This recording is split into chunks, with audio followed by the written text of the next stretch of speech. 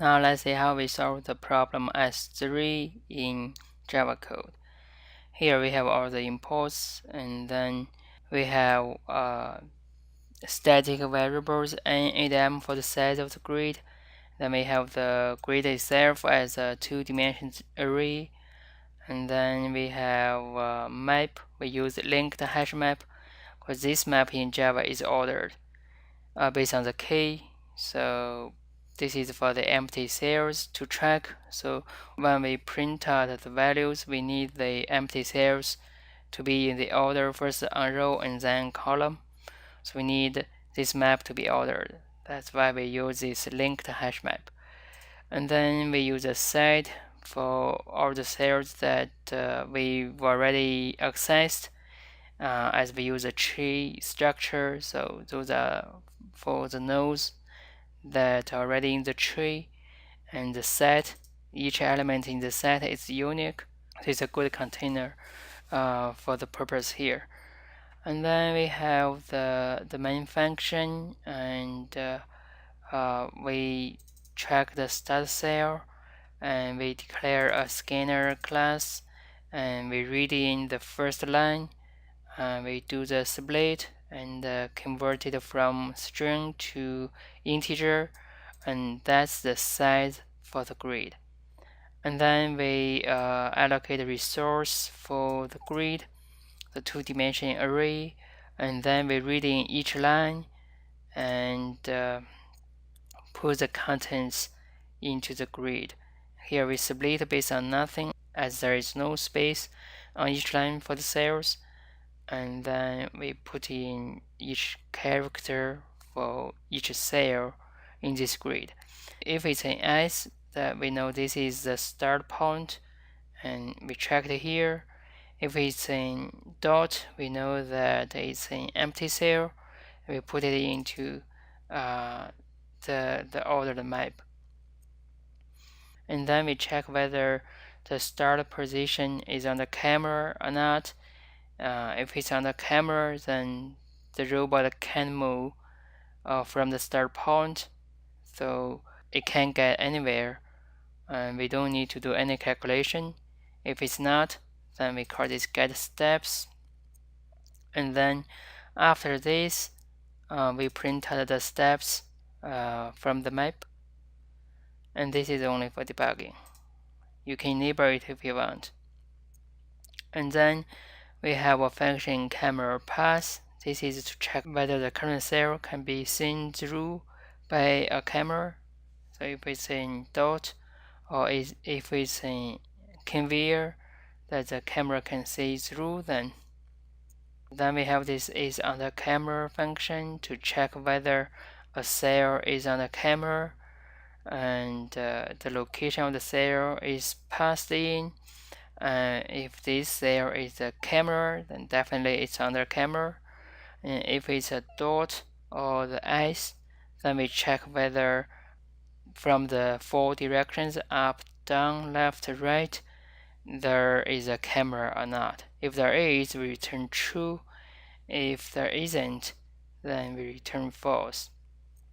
Here, this access is a utility to check whether the node identified by this location is in the tree or not. And then we have the check cell function, and here we have the input and output. The input is for the nodes at the current level. The output is for the nodes at the next level. So we can continue downward analysis in the tree.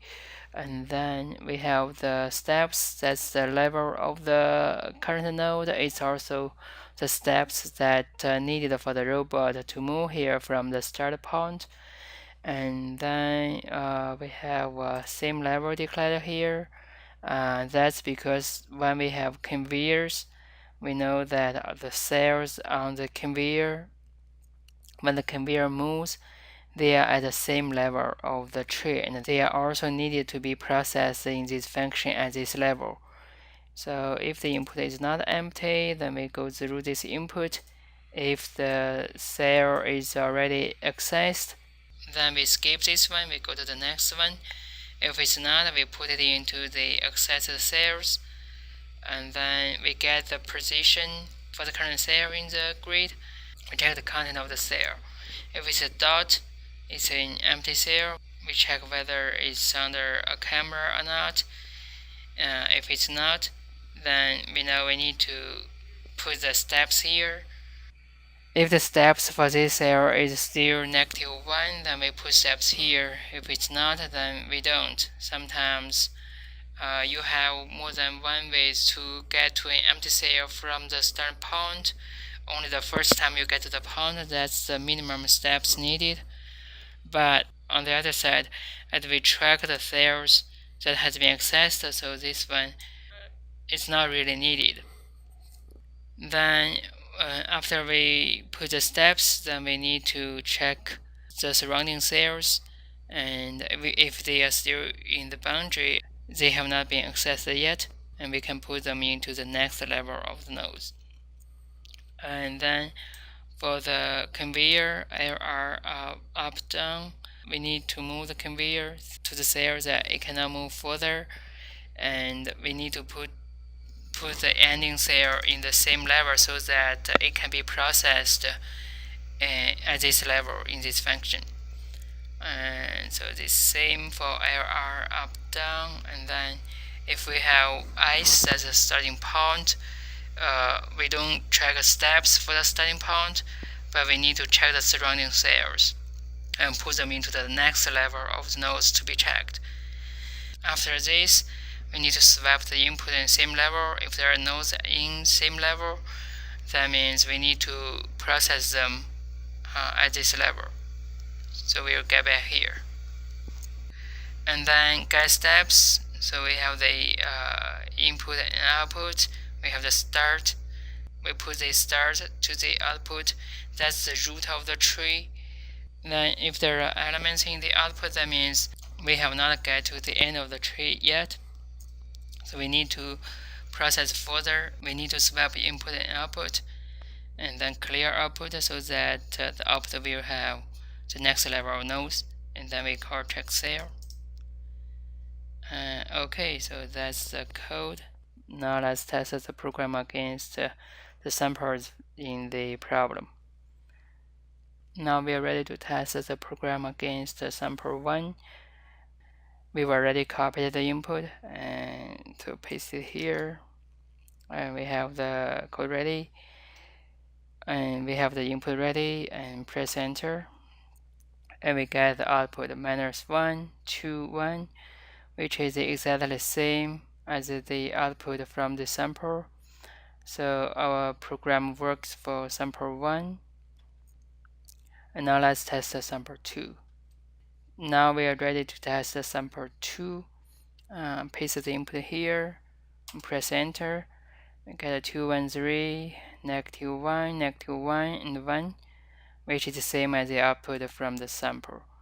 So our program works for sample 2 also.